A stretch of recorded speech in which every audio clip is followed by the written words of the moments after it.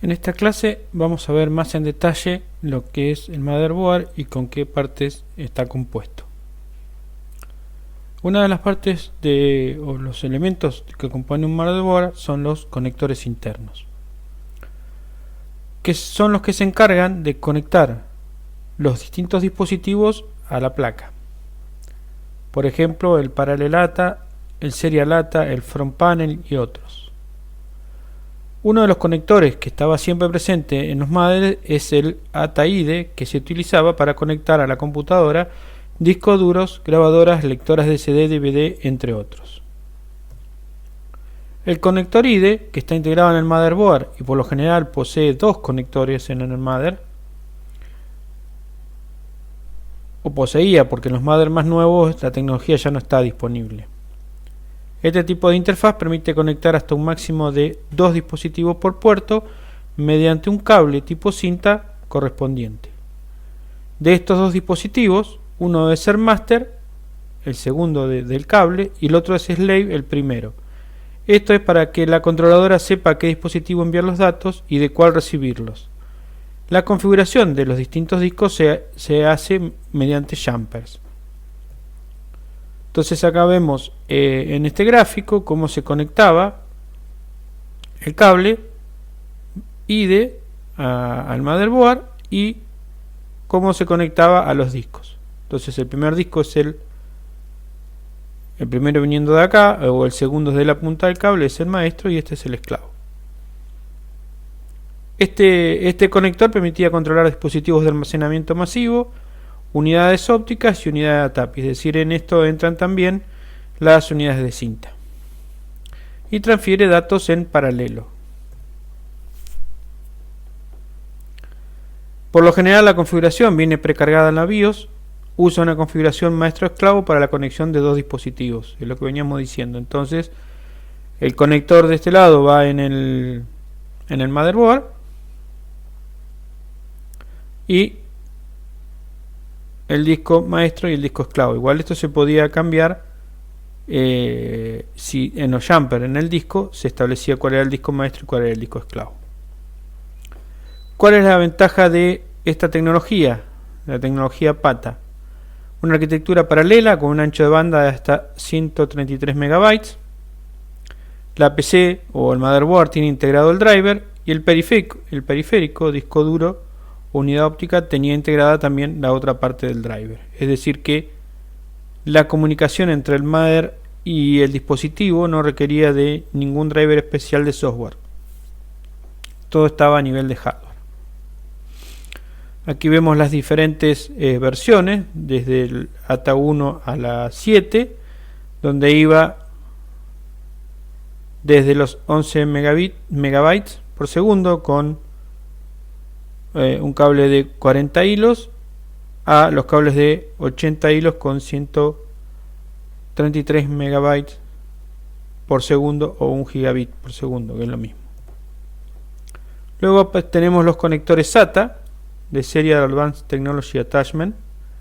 Transfieren información a mayor velocidad y con mayor eficacia que los Parallel ATA. El cable es más pequeño, lo que mejora la ventilación y reduce las interferencias. Fíjense que el cable es así finito respecto de este cable que es ancho. Este tiene más o menos 5 o 6 centímetros de ancho contra un cable SATA que tiene 1 centímetro de ancho.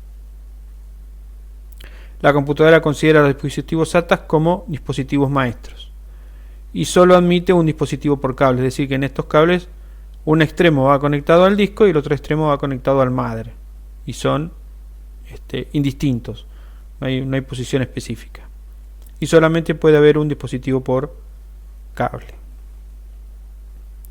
Tiene una tasa de transferencia mucho más alta, entre los 150 y los 600 megabytes por segundo, lo que le confiere un gran ancho de banda.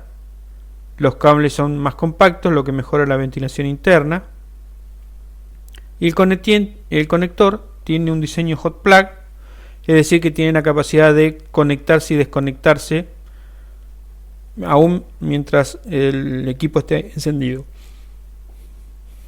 Y el sistema operativo puede reconocer esos cambios. Existen motherboards con hasta 6 conectores SATA. Y el driver, al igual que en los IDE o PATA, viene incluido tanto en el motherboard como en el disco. Con esta tecnología, Florencia soportes para RAID, viniendo integrados en los motherboards, soportando configuraciones de RAID 0, RAID 1 y RAID 5.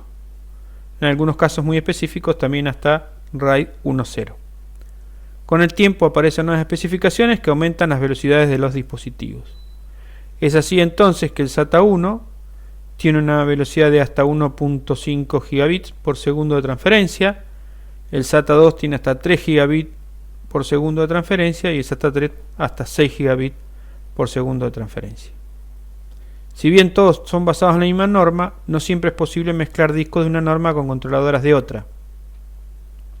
Las controladoras pueden llegar a implementar hasta 2 normas consecutivas, es decir, que una controladora puede tener SATA 1 y SATA 2 o SATA 2 y SATA 3, pero en una controladora con SATA 1 no vamos a conectar discos SATA 3 ni viceversa, ¿sí? Una controladora en un disco SATA 1 no lo vamos a poder instalar en una controladora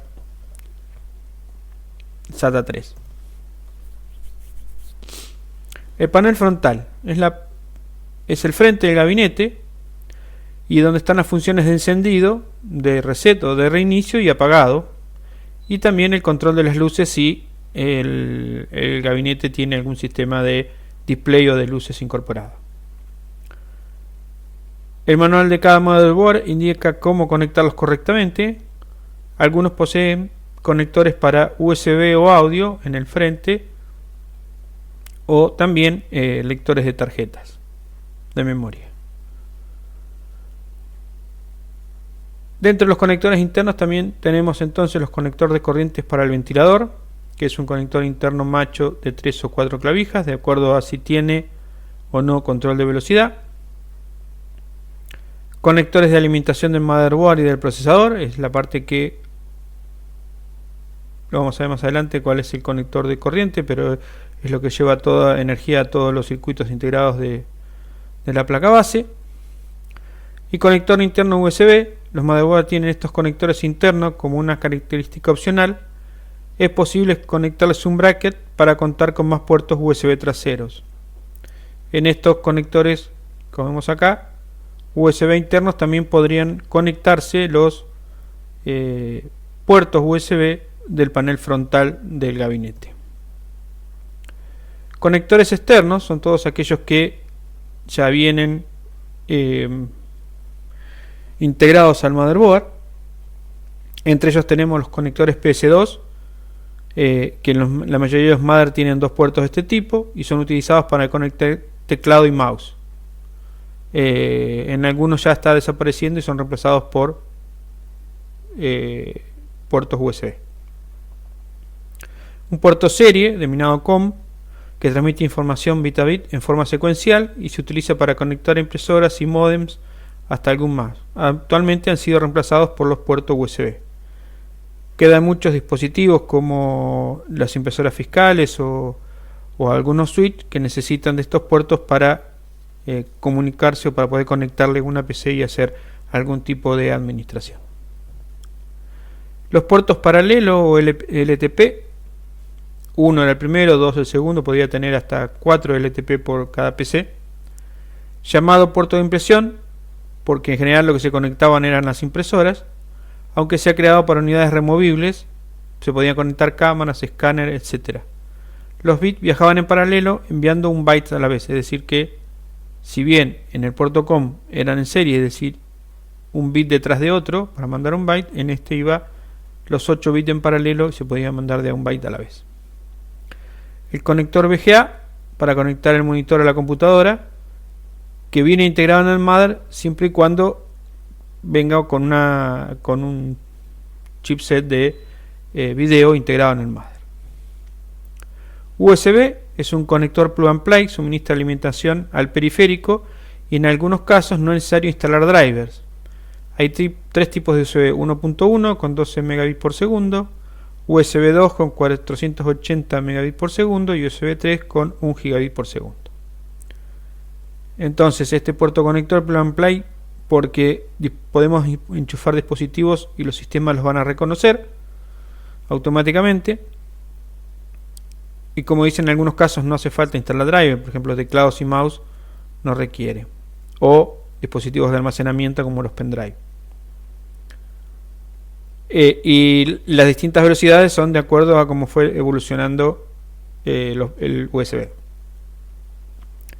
El FireWire o EEE 1394, que es el que vemos aquí a la derecha, es un conector estándar multiplataforma para entrada y salida de datos a gran velocidad, alcanzando casi los 400 megabits por segundo, es decir, casi lo que fue USB 2.0. En ese punto ya USB 2.0 lo superó y bueno, como era mucho más estándar, quedó en desuso este tipo de conector. Mini jack, por lo general Type 3, salida de audio analógica que es verde, entrada de audio analógica que es azul y entrada de micrófono que es rosa. Son los conectores estándar para toda la parte de audio de la PC o del motherboard. Luego tenemos los conectores DVI, interfaz visual digital, diseñado para maximizar la calidad visual de los monitores digitales y sustituto del puerto VGA. Puerto HDMI, hay dos tipos estándar, el tipo A con 19 pines y el tipo B con 29 pines, que permite llevar un canal de video expandido para pantallas de alta resolución. Los canales HDMI además no solo llevan video, también pueden llevar audio. Tenemos el conector Ethernet, que es el estándar para redes LAN. Es el más común. Su ficha se denomina RJ45 con 4 pares de hilos trenzados, el cable. Es decir que en total lleva 8 conectores dentro de esa ficha. Y no debe confundirse con el RJ11, que es para telefonía y solo lleva 4 pines.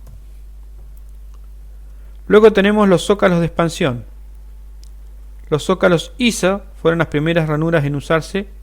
Los componentes diseñados por ellas eran muy grandes y ya no se utilizan porque fueron reemplazados por las placas PCI. Una segunda generación de estas ranuras se la conoció como BESA o ISA extendido y tenían un 50% más de pines y permitía conectar placas de expansión con más funcionalidades. Acá tenemos entonces en el gráfico toda esta parte larga o primera, considerando que la parte de la izquierda es la parte posterior del motherboard. Esta parte es el bus ISA, y cuando se le agrega esto, que es un 50% más, o sea, esto es la mitad de esto, todo esto junto pasó a ser BESA o ISA extendido. Luego tenemos los zócalos de expansión PCI, Peripheral Component Interconnect. Este tipo de ranura fue desarrollado por Intel y lanzado al mercado en el año 93. Se comercializa con capacidad de datos en 32 y 64 bits, iniciando a partir del procesador Intel Pentium. PCI se podría considerar una ranura de expansión de cuarta generación. Es una ranura de tamaño menor que las anteriores, tanto en el largo como en el ancho. Tiene una velocidad de transferencia de hasta 125, casi 126 megabytes por segundo, hasta 503 megabytes por segundo respectivamente. Cuenta con una velocidad interna de trabajo de 33 MHz para 32 bits y 66 MHz para 64 bits. Además tiene una función denominada Bus Master o mando a nivel de bus, que permite trabajar de manera directa con los dispositivos y la memoria RAM sin que intervenga el procesador. Es decir, que elementos conectados en estos slots de expansión, o en estos zócalos de expansión, una placa que tenía una funcionalidad que podía acceder directamente a la memoria RAM sin necesidad de que interviniera el microprocesador principal. Apareció luego el zócalo AGP o Accelerated Graphic Port o puerto para acelerador de gráficos. Es independiente del bus general y específico para tarjetas gráficas o de video. Fue diseñado para mejorar el rendimiento y la velocidad de las tarjetas gráficas conectadas a la PC y así solucionar aquellos cuellos de botellas que surgían cuando se utilizaban placas de video en las ranuras PCI. Cuenta con su propia RAM y emula la memoria de video de la RAM. Es decir, que consume parte de la RAM del sistema principal para utilizarlo como memoria de video. El AGP tiene acceso privilegiado al chipset, es decir, al NOR bit y al SOUT bit, y luego a la CPU, lo que permite procesar la información gráfica más eficientemente. Las placas de video AGP traen su propio procesador denominado GPU y hasta su propia memoria RAM. Este zócalo no está conectado a la ranura de expansión, por lo que no comparte recursos y agiliza su función. Por tal motivo es más un puerto que un slot. Tiene la capacidad de acceder de manera directa al chipset, dispositivo que adecua la velocidad de los microprocesadores con las tarjetas, y por lo tanto consigue mayor rendimiento. Además, tiene un seguro físico que permite una mejor fijación de la tarjeta aceleradora en su ranura. Acá vemos cómo es el slot AGP y el seguro físico, que una vez colocada la tarjeta se eleva esto y la asegura en su lugar para que no se mueva. El bus AGP, entonces, como dijimos que tenía acceso directo, se conecta directamente al FSB o Frontside Bus del microprocesador, es decir, con el bus principal del microprocesador, y utiliza la misma frecuencia con un ancho de banda más elevado. Tiene entonces una velocidad de transferencia de 267 MB por segundo hasta 2000 MB respectivamente. Hay varias versiones de AGP, 1X, 2X, 4X y 8X, y esta diversidad terminó jugándole en contra, porque al ser el mismo formato de zócalo con distintas variedades, era bastante más complejo saber exactamente qué se tenía en cada momento y qué es lo que era compatible. Cuenta a su vez con una función denominada DMA o Direct Access Memory, lo cual permite trabajar de manera directa con los dispositivos y la memoria RAM sin que intervenga el microprocesador. Luego surgieron los zócalos PCI Express, diseñados para reemplazar PCI y AGP. Es un bus local que utiliza una señal serie punto a punto, con lo cual logra altas tasas de transferencias. PCI tiene transferencia en paralelo. Hay varias versiones de esta ranura de PCI Express, 1, 4, 8 y 16X, lo cual resulta inicialmente confuso para el usuario determinar el tipo de tarjeta que puede o no utilizar. El tamaño de la ranura varía según la versión de PCI Express e integra una capacidad de datos de 32 bits. Acá vemos entonces un motherboard que dispone de una ranura ISA, varias ranuras PCI y una ranura AGP, más por supuesto los puertos SIDE, los zócalos de memoria y el zócalo para el procesador. Como decíamos entonces, en el zócalo PCI Express tiene velocidades de transferencias desde 250 MB hasta 4000 MB respectivamente, de acuerdo a la versión en la que está trabajando. Cuenta con una velocidad interna de trabajo de 66 MHz. Inicialmente se utilizaba para conexión de tarjetas aceleradoras de gráficos, pero actualmente se comienzan a utilizar para otros fines como tarjetas de red.